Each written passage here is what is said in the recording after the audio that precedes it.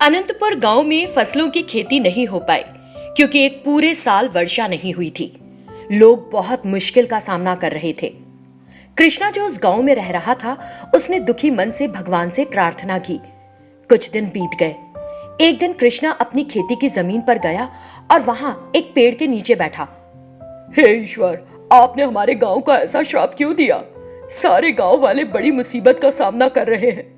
कृपया करके कम से कम एक बार तो तेज वर्षा कर दीजिए। इस तरह कृष्णा ने भगवान से प्रार्थना की। अचानक उसने एक तेज आवाज सुनी। भगवान ने तुम्हारी प्रार्थना स्वीकार कर ली, इसीलिए मैं तुम्हारे सामने आ रहा हूँ। ये सुनकर कृष्णा चौंक गया और इधर उधर देखने लगा।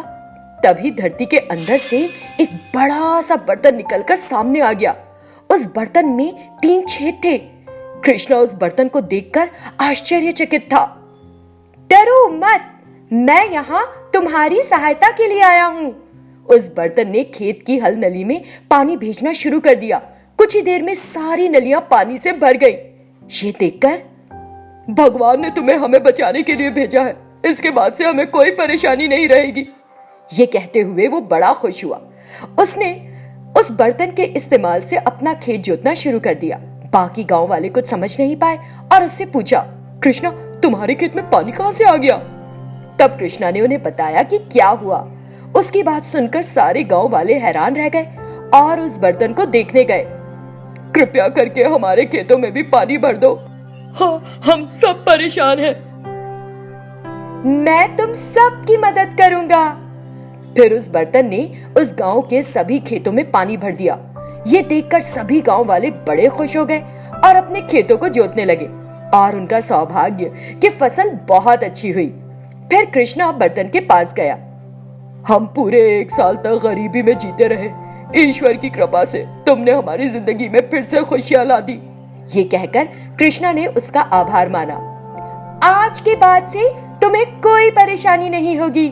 मैं हमेशा यहाँ रहूंगा और जब भी जरूरत होगी खेतों में पानी दूंगा। कृष्णा बहुत खुश हो गया। लेकिन कुछ दिनों के बाद कृष्णा के दिल में एक बुरा विचार आया। मैंने भगवान से प्रार्थना की, तब जाकर जादुई बर्तन मेरे खेत में प्रकट हुआ। ये सारे गांव वाले अपने खेत जोतकर बढ़िया फसल उगा पा रहे हैं उस बर्तन की वजह से ना। इसके लिए मैं उन पर पानी का कर लगाऊंगा। मैं सारे गांव वालों से कहूंगा कि मैं उनके खेतों में पानी तभी दूंगा जब वो इसके लिए कर चुकाएंगे। उसने बर्तन के छेद बंद कर दिए। क्या हुआ दोस्त, तुमने मेरे छेद बंद क्यों कर दिए? तुम्हें कुछ नहीं पता, तुम चुप रहो। कुछ देर बाद एक आदमी कृष्णा के पास आया। क्या हुआ कृष्णा, तुमने पानी का आना क्यों रोक दिया? आज के बाद से मैं पानी नहीं दूंगा जब तक तुम लोग पानी का कर नहीं जमा करते। तुम इस तरह से क्यों बात कर रहे हो? कृष्णा, मैं तुम्हें अभी के अभी पैसे कैसे दूं? मुझे क्या पता कैसे दोगे मुझे पैसा?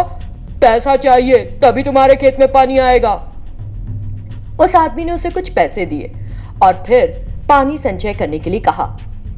कृष्णा पैसों के लिए लालची हो गया है, मुझे इसे सबक सिखाना पड़ेगा। कृष्णा उन गांव वालों से हर दिन पैसे इकट्ठा करता और फिर ही उनके खेतों में पानी छोड़ता। कुछ दिनों बाद जादुई बर्तन ने पानी निकालना बंद कर दिया। तब गांव वाले कृष्णा के पास आए। अब क्या हुआ कृष्णा, हम पैसे जमा कर चुके हैं, तुम तब भी हमारे खेतों में पानी नहीं भेज रहे? कृष्णा को समझ नहीं आया कि क्या कहे। फिर उसने उन गांव वालों को कुछ देर रुकने के लिए कहा और उस जादुई बर्तन को देखने गया। लेकिन वहां कोई जादुई बर्तन था ही नहीं। गांव वाले वहां आ गए। तुम्हारे पास कोई जादुई बर्तन नहीं, फिर भी तुमने हमारा पैसा लिया। पैसा वापस करो। ये कहकर उन्होंने अपना सारा पैसा वापस लिया और वहां से चले गए। कुछ देर बाद वो जादुई बर्तन फिर प्रकट हो गया, जिसे देखकर तुमने ऐसा क्यों किया? तुम्हारी वजह से उन्होंने मुझे पीटा और पैसे ले गए। मैंने ऐसा तुमको सबक सिखाने के लिए किया ताकि तुम्हें अपनी गलती समझ में आए। तुम पैसे के लिए लालची हो गए थे और उन गांव वालों के साथ गलत कर रहे थे, इसीलिए किया मैंने ऐसा। अगर तुम अब भी अपना बर्ताव ठीक नहीं करते हो तो मैं फिर कभी वापस नहीं आऊंगा। तुम्हारे लिए आखिरी मौका। नहीं, मैं आगे से इस तरह कभी नहीं सोचूंगा। तुम यहीं रहो। ये सुनकर जादुई बर्तन खुश हो गया। इस तरह कृष्णा ने अपना बर्ताव बदल लिया और पहले की तरह सबकी मदद करने लगा। फिर उन सारे गांव वालों ने जादुई बर्तन की मदद से अपना जीवन आराम से बिताया। एक गांव में मोहन नाम का एक इंसान रहता था। काफी लंबे वक्त से उसकी एक इच्छा थी। वो एक सोने का अंडा बनाना चाहता था, जो भी सोना उसके पास था उससे। मोहन ने जैसा सोचा था वैसा ही सोने का अंडा बनाया और अपने दोस्त अफजल के पास गया उसे दिखाने के लिए। जब वो उसे सोने का अंडा दिखा रहा था, वो हाथ से फिसल के नीचे गिर गया। वहाँ एक बकरी खड़ी थी, उसने उस सोने के अंडे को निगल लिया। ये देखकर मोहन ने कहा, हे भगवान, मेरा सोने का अंडा। ये कहकर उसने उस बकरी का पीछा किया। बकरी वहाँ से भाग गई और जाकर झुंड में घुस गई, जहाँ बहुत सारी बकरियाँ थी। हे भगवान, इतनी सारी बकरियों में से मैं कैसे उस बकरी को पहचानूंगा जिसने मेरा सोने का अंडा खाया। दोस्त, तुम्हारी बकरी ने मेरे सोने के अंडे को निगल लिया और इस झुंड में शामिल हो गई। मुझे अपना सोने का अंडा चाहिए। किरण, तुम कुछ करो। इस बीच एक गुंडा आकर अफजल को डराने लगा। अरे किरण, आज मैं मटन खाना चाहता हूँ। एक बकरी दो तुरंत मुझे। अफजल काफी डर गया और उसे बकरी दे दी। गुंडे ने उस बकरी को लेकर वहाँ से चला गया। अच्छा है, वो गुंडा चला गया यहाँ से। अब हमें क्या करना चाहिए? ठीक है दोस्त, मैं सारे बकरियों को काट के देखता हूँ। उसके बाद उसने सारी बकरियों को काट के ढूंढना शुरू किया, पर किसी के पेट में सोने का अंडा नहीं था। लगता है वो अंडा उस बकरी के पेट में था जो वो गुंडा ले गया। पर हम कैसे ढूंढे? अब हम क्या करें? उस बकरी को हम कैसे ढूंढे? मेरे पास एक तरकीब है। मैं उसके घर में जाऊंगा एक संत बन के। फिर अफजल एक संत बन के गुंडे के घर में गया। अलख निरंजन, मेरे बच्चा, आज एक भयानक घटना घटने वाली है तुम्हारे घर में। वो ये कि तुम एक बकरी लाए हो। उसके पेट के अंदर एक सोने का अंडा है। अगर तुम उसे ले लिए तो तुम मर जाओगे। समझ आया?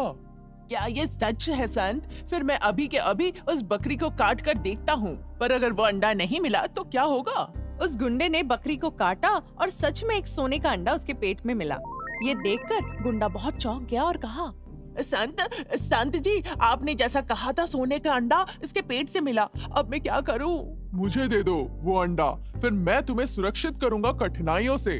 संत ने उस अंडे को ले लिया और बोला, देखो बेटा, तुमने बहुत चोरियां डकैतियां की है अब तक। तुम बस कुछ ही दिनों के लिए जिंदा रहोगे। मृत्यु के बाद तुम निश्चित रूप से नरक ही जाओगे। ये सुनकर वो गुंडा डर गया और बोला, तो अब क्या करना चाहिए संत? अगर तुम अच्छे इंसान बन जाओ और अच्छा काम करो तो हो सकता है कि तुम कुछ और दिन जिंदा रहो, नहीं तो तुम बहुत जल्द मर जाओगे। ये कहकर अफजल वहाँ से चला गया। ये सुनकर गुंडा काफी डर गया और अच्छे काम करने लगा। उस दिन के बाद से अफजल अपने दोस्त को वो सोने का अंडा दे आया। फिर वो मन ही मन बहुत खुश हुआ, ये सोचकर कि उसने गुंडे को अच्छा इंसान में बदल दिया। सिर्फ एक बकरी की वजह से वो गुंडा एक अच्छा इंसान बन गया। चलिए आपको बताते हैं कि एक दिन अभिषेक नाम के एक फूड डिलीवरी बॉय के साथ क्या हुआ। एक दिन वो हमेशा की तरह अपनी बाइक पर ग्राहक को ठीक समय पर ऑर्डर किया खाने का सामान पहुंचाने जा रहा था। रास्ते में उसे एक पेड़ के नीचे एक बूढ़ा कमजोर आदमी दिखाई दिया। हे ईश्वर, मुझे भूख लगी है। मुझे खाना खाए 2 दिन हो चुके हैं। कोई मेरी मदद करो, खाने को दो मुझे।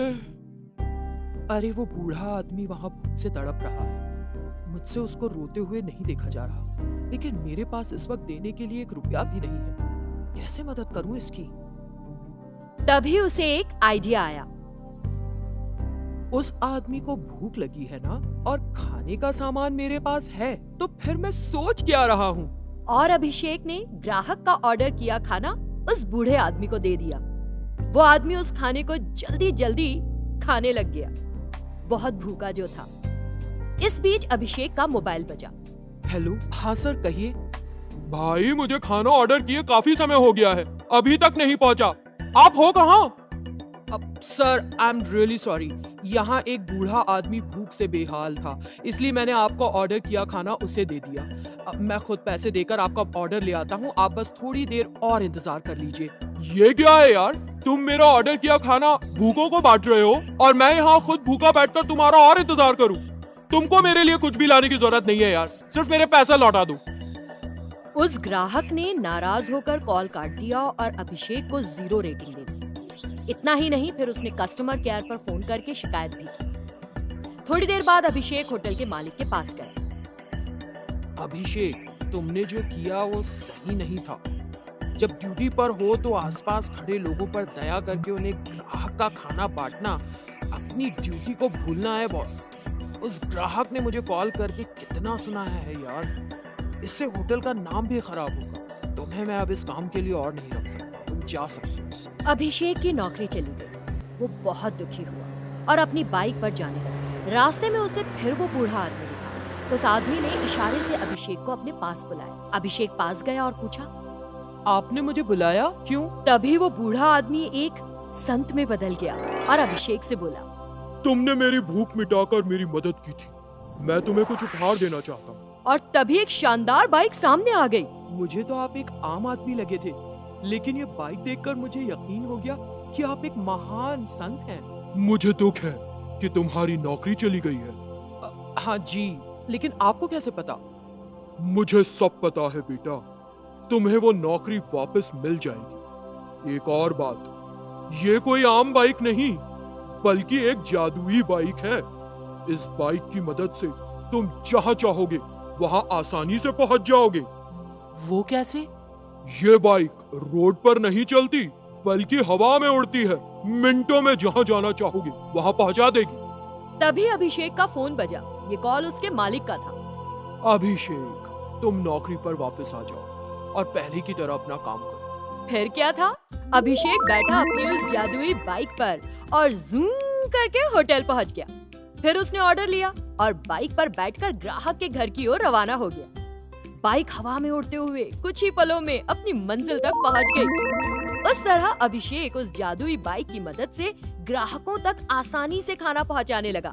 काम करने के चक्कर में हमें अपनी अच्छाइयों को ताक पर नहीं रख देना चाहिए। काम तो जिंदगी भर का है।